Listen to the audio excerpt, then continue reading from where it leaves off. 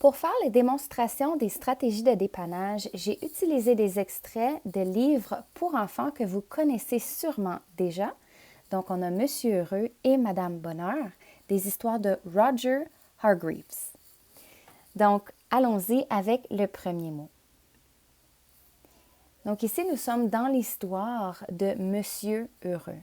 Et Monsieur Heureux, eh bien, il a rencontré un autre monsieur, mais celui-ci est triste et il se nomme Monsieur Malheureux.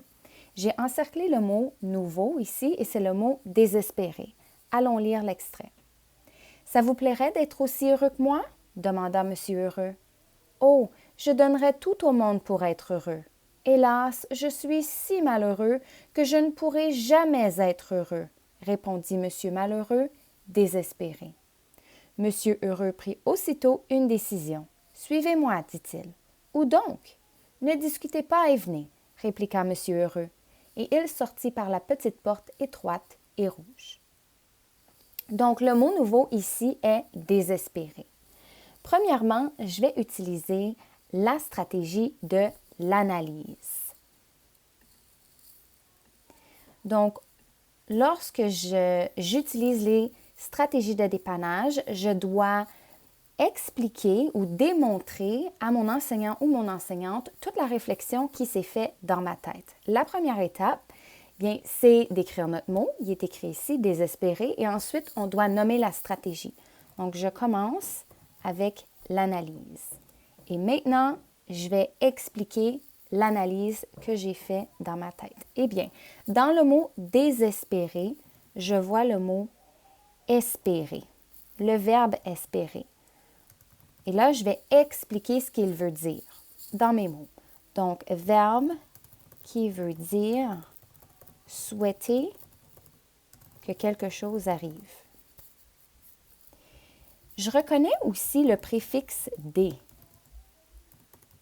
Préfixe qui veut dire un contraire, comme défaire, désespérer. Donc ici, je suis en train de faire une analyse que peut-être que désespérer veut dire le contraire d'espérer. J'ai utilisé une stratégie. Des fois, on est capable de comprendre un mot en utilisant une seule stratégie. Par contre, des fois, on ne le sait pas, mais on se trompe avec la stratégie. C'est toujours bon d'en utiliser une deuxième pour vérifier que, bien, l'inférence qu'on avait fait, la réflexion qu'on avait fait avec notre première stratégie était la bonne.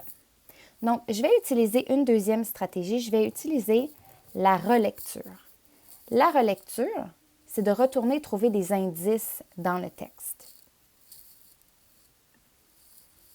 Donc, dans mon texte ici, « Oh, je donnerais tout au monde pour être heureux. Hélas, je suis si malheureux. »« Je ne pourrai jamais être heureux, » répondit Monsieur Malheureux, désespéré. Là, avec mon analyse, je m'étais dit que dans désespérer, on voit espérer, qui est de souhaiter quelque chose, souhaiter que quelque chose arrive. Mais ici, c'est peut-être le contraire. Donc là, je suis en train de comprendre ici que son souhait, c'est d'être heureux. Il dit « Je donnerais tout au monde pour être heureux ». Donc, je vais écrire ça dans ma relecture. C'est mon premier indice. Je donnerais tout au monde pour être heureux. Ensuite, on voit que c'est le contraire d'espérer parce qu'il sent que ça ne va jamais arriver. Je suis si malheureux que je ne pourrai jamais être heureux.